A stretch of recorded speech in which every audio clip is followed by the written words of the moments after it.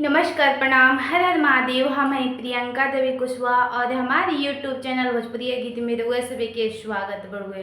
तो रउआ सभी के बीच में बहुत प्यारा सा सुंदर सा शिव भजन चर्चा गीत हम लेके आ गए बनी। गीत के पूरा जरूर सुनम। जब वीडियो को लाइक शेयर जरूर करब जा। अभी तक ले चैनल के सब्सक्राइब नहीं कीजा कर ले तो चैनल के भी सब्सक्राइब जरूर कर ले अब जा और कमेंट बॉक्स में हर हर महादेव लिख के जरूर भेजब जा। तो चलिए जा रउआ सभी के प्यारा सा हम शिव चर्चा भजन गीत सुनावत नहीं। हम तो फोनवा लगवनी कैलाश सखिया। हम तो फोनवा लगवनी कैलाश सखिया। अपना भोला जी से करब दिल के बात सखिया। अपना गुरु जी से करब दिल के बात सखिया। हम तो फोनवा लगवनी कैलाश सखिया। हम तो फोनवा लगवनी कैलाश सखिया। अपना गुरु जी से करब दिल के बात सखिया। एक रिंग बजले सखिया, दुई रिंग बजले। एक रिंग बजले सखिया, दुई रिंग बजले।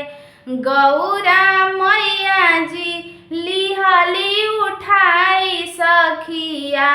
ए जी गौरा मैया जी लिहली उठाई सखिया। कि कहली भोला बाबा गईले अमरनाथ सखिया। कि कहली भोले बाबा गईले अमरनाथ सखिया। के करा से कहीं हम दिलावा के बतिया। के मोरा दर्द बुझे हरिहे के विपतिया। के करा से कहीं हम दिलवा के बतिया। के मोरा दर्द हरिहे के विपतिया। कि हम तो फोनवा लगवनी अमरनाथ सखिया।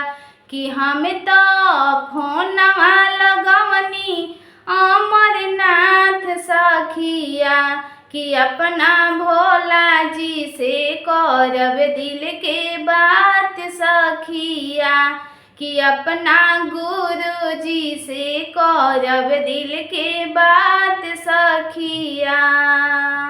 एक रिंग बजले सखिया, दुई रिंग बजले। एक रिंग बजले सखिया, दुई रिंग बजले। दुई रिंग बजले सखिया, दुई रिंग बजले। कि फोनवा उठवले मंदिर के पुजारी सखिया। कि फोनवा उठवले मंदिर के पुजारी सखिया। कहले भोले बाबा गईले शोभनाथ सखिया।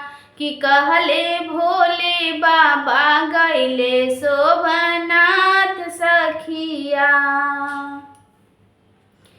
काई हम कहीं अब दिलावा के हाल हो। गुरुजी से मिलला बिना मनवा बा बेहाल हो। काई हम कहीं अब दिलावा के बात हो। गुरुजी से मिलला बिना मनवा बा बेहाल हो।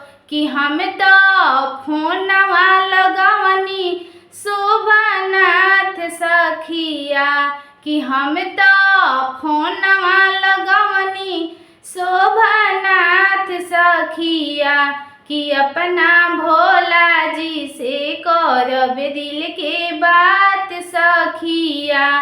कि अपना गुरु जी से करब दिल के बात सखिया।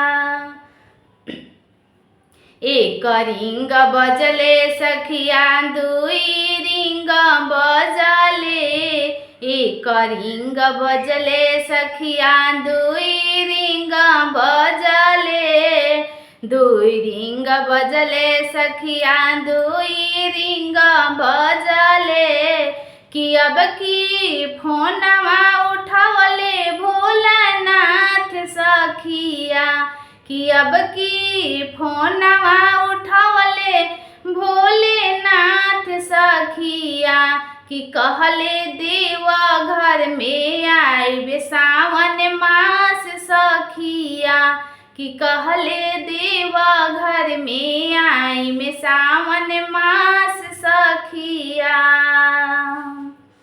लाला की चुनरिया ओढ़नी पेन्हनी पियरिया, कांधे पर कांवर लेके गईनी देवघर नगरिया, लाला की चुनरिया ओढ़नी पेन्हनी पियरिया, कांधे पर कांवर लेके गईनी देवघर नगरिया, कि दर्शन करी करी हो गई निहाल सखिया, कि दर्शन करी करी हो गई निहाल सखिया, कि जलवा ढारी ढारी हो गई निहाल सखिया, कि अपना गुरुजी से कहनी दिल के बात सखिया, कि अपना भोला जी से